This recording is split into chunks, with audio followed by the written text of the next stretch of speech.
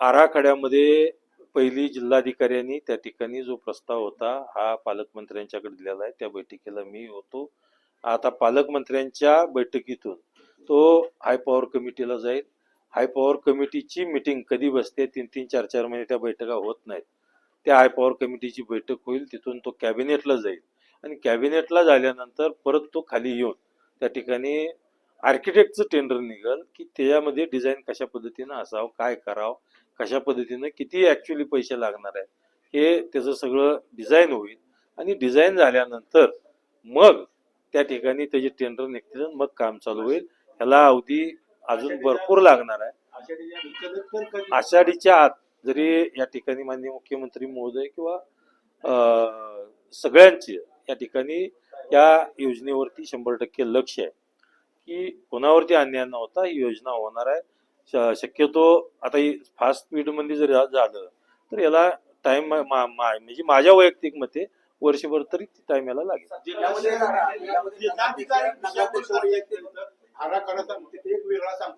त्यासाठी बरं का लँड ऍक्विजिशन सुद्धा प्रोसिजर चालू करू शकतात की सुरुवातीला आता लँड जेवढे ज्या ठिकाणी ज्या लोकांची संमती आहे त्या लोकांची संमती घेऊन त्या ठिकाणी ऍक्विजिशन सुद्धा प्रोसिजर त्याच्या अगोदर शासन चालू करू शकतो.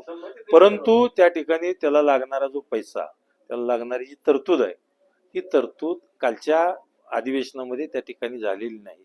परंतु मुख्यमंत्र्यांनी जर ठरवलं त्या ठिकाणी याला विशेष बाब म्हणून त्या ठिकाणी पैसे देऊ शकतात.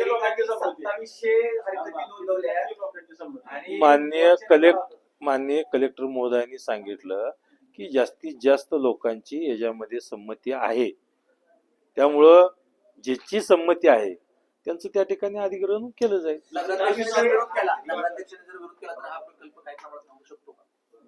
काय त्यांनी विरोध केला, जर समजा खरंच विरोध म्हणजे ज्या पद्धतीने अन्याय होत असेल जर विरोध केला तर आम्हीच तो रोखू. परंतु राजकीय म्हणून जर तुम्ही त्या ठिकाणी विरोध करायला लागला तर राजकीय पद्धतीने उत्तर दिलं जाईल. नागरिकांनी 2700 हरकती नोंदवल्या, मोठा मोर्चा निघाला होता, त्याचा कुठेतरी विचार होताना दिसत नाही. पण नागरिक आणि त्यांच्यामध्ये मध्यस्थी म्हणून कोण काम करताना दिसत नाही. लोकप्रतिनिधी असतील एकदा हे आल्यानंतर हा प्रस्ताव आल्यानंतर की तिथं किती अधिग्रहण करायचं आहे, किती करायचं आहे, त्याच्यानंतरची मग चर्चा ही या सगळ्या गोष्टी होतील.